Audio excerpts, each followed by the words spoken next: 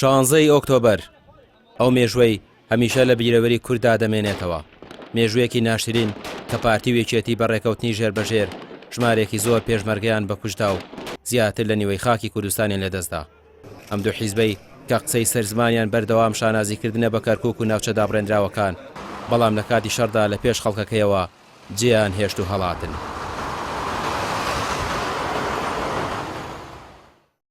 کاردانەوەی بارودۆخێک بوو کە ڕیفراندۆمی هەرێمی کوردستان هێنایەکایەوە.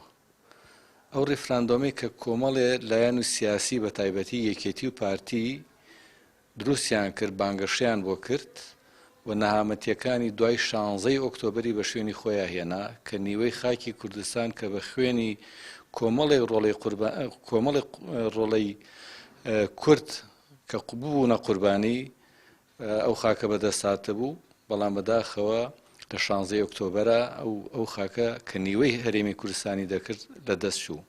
ئەمە ئەومان پێ دەڵێ کە پارتی وێکێتی ئەو کاتەی کە پێکەوەن نەهامەتین بۆ خەڵکی کوردستان و بۆ کوردان و ئەو کاتەش کە دژی یەکن بە هەمان شێوە هەر قوربەسەری و ماڵوێرانین بۆیان.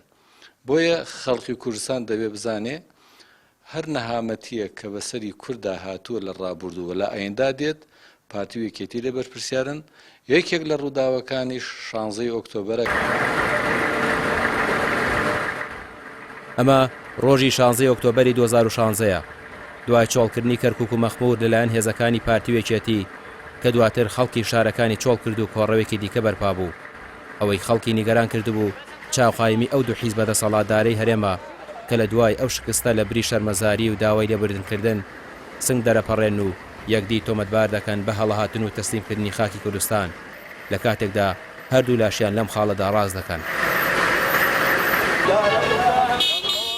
ساڵیادی یەکێکی ترە لەو تاوانانەی کە یەکێتی و پارتی بەرامبەر میلەتی کورد ئەنجامیان داوە.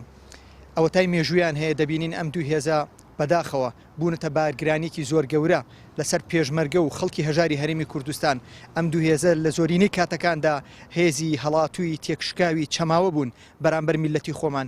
دەبینین لە مەخموور و شنگال لە کەرکووک لە هەر کاتێکە ویست بێتیان سەفقاتی سەربازی و سیاسی و ئیقلیمیان کردووە بۆ تەسلیمکردنی خاکی هەرێمی کوردستان.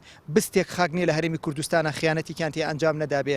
ڕۆژێک نییە مێژوویەکی پڕ لە پڵی ڕەشیان بۆ خۆیان نەنووسی بێتەوە و هەروەها دنیای گەنج و ڕۆڵەی ئەم هەرێمی کوردستانیان لە شەڕی ناوخۆدا کردە قوربانی بەرژەوەندیەکانی خۆیان. ئەمەژێکی ترە لەو بەروارانەی کە پەڵەیەکی گەورەی ڕەشە بە نێوچەوانی سەرکردایەتی یەکێتی و پارتیەوە بەداخەوە.